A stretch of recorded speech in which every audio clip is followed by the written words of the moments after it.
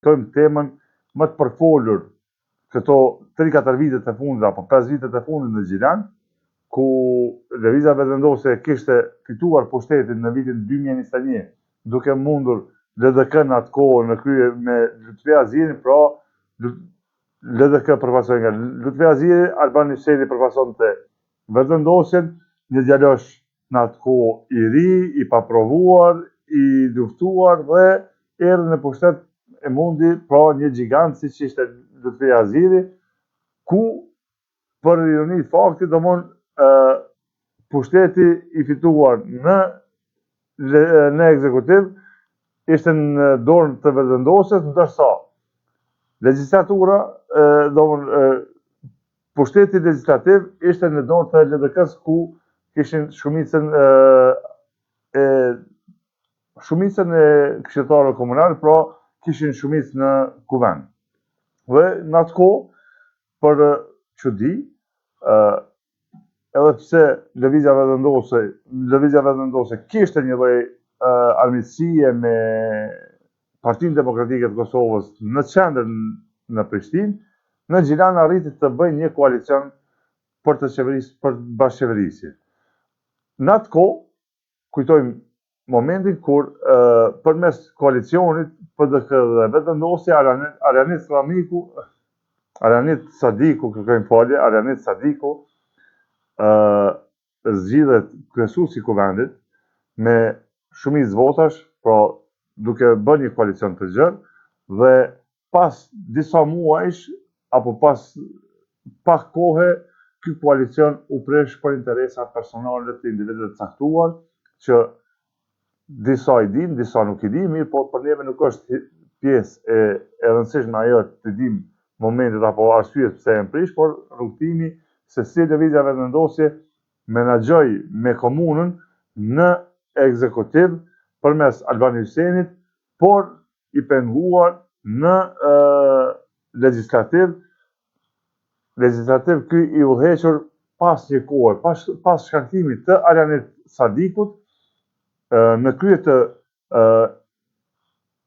kuvendit komunës vjen Kushtrim Kadriu, sot është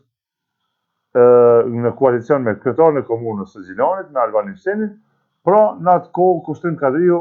është votuar dhe zgjedhur si kryesuesi i kuvendit komunal në Gjilan, me votat e PDK-s dhe LDK-s, duke vazhduar ecurinë deri në përfundim të mandatit si kryesuesi i kuvendit. Mirë, po vjen të theksohet se për këto 4 vitet e kaluara, për vetëm se në vitin e parë, që nuk ka pas probleme me buxhetin, të gjitha vitet e tjera kanë shkuar probleme me buxhetin, me buxhetimin, me shpërndarjen e parave, domthon në farë ka qenë një luftë e nivelit të ulët, mendojmë që është bërë në kuvend e komunës, por duke luftuar kryetarin e komunës, duke mos ia deleguar mjetët, duke thënë se po i agjon mjetët në mënyrë të kundërligjshme,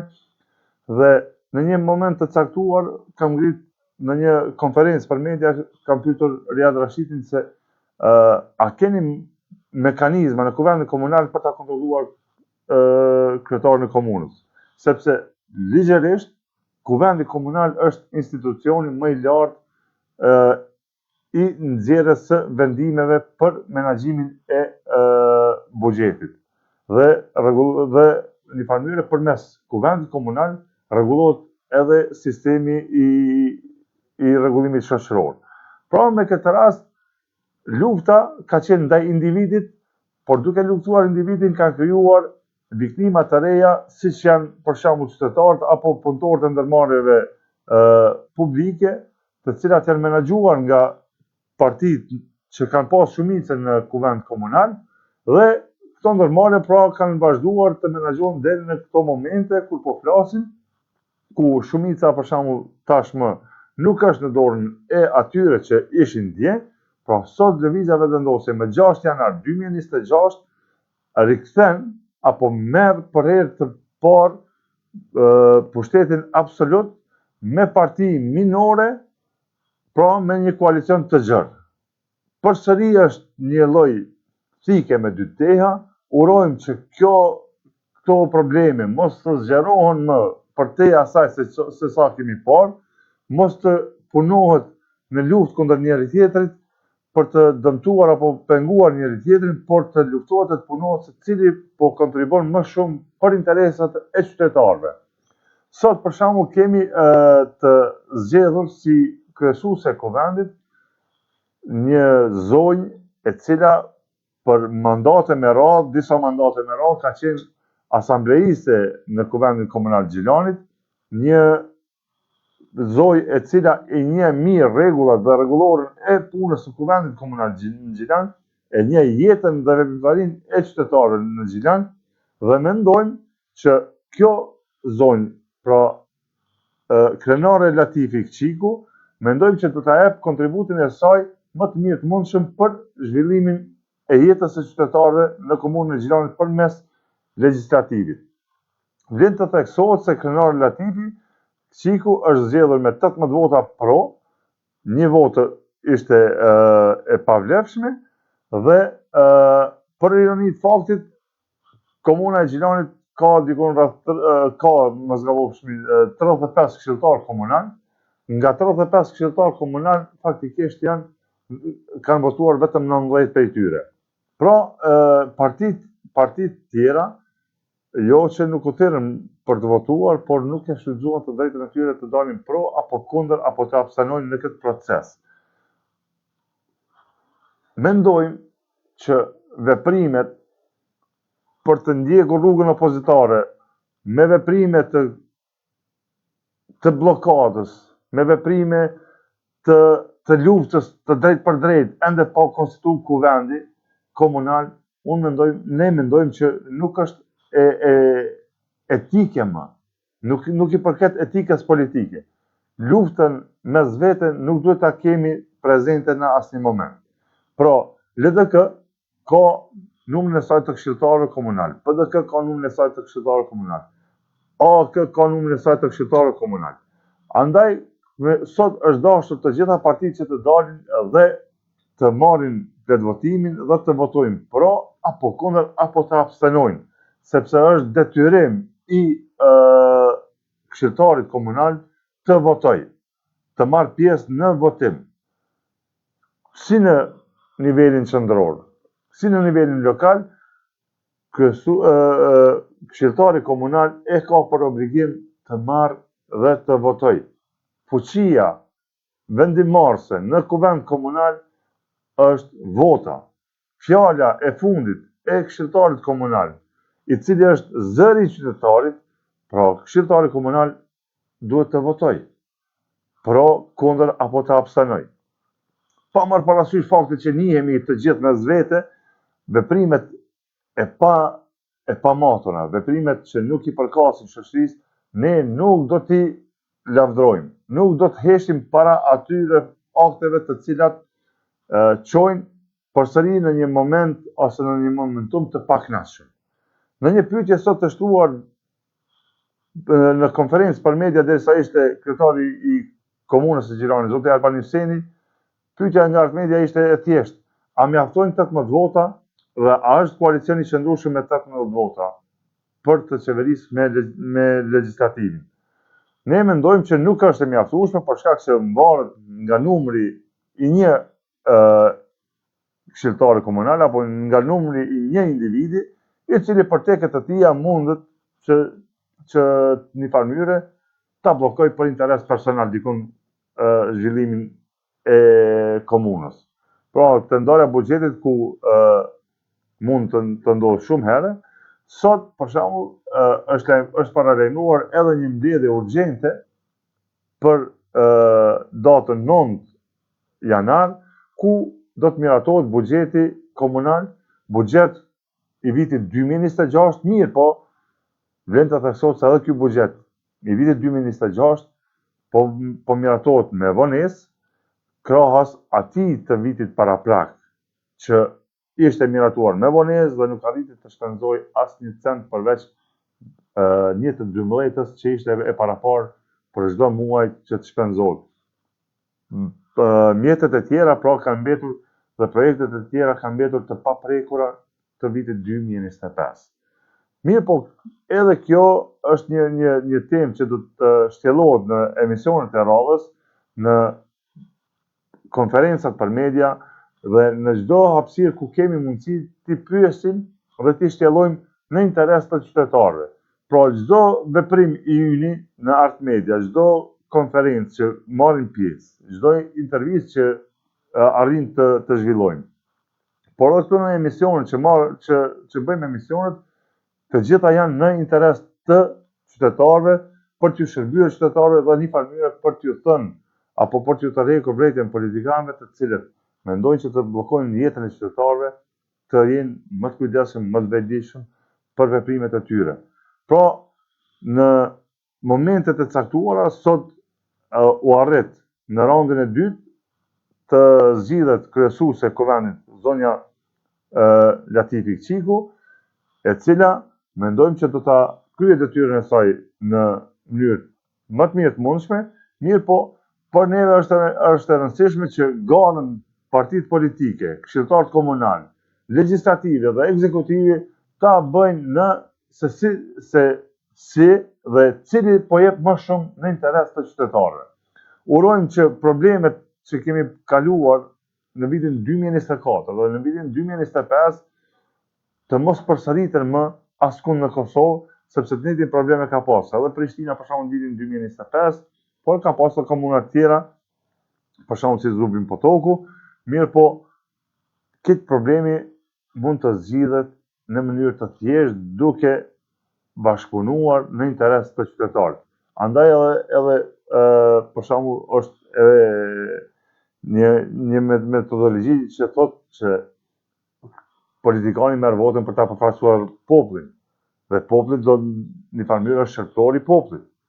Pra atëherë atë besimin e marr në proces zgjedhor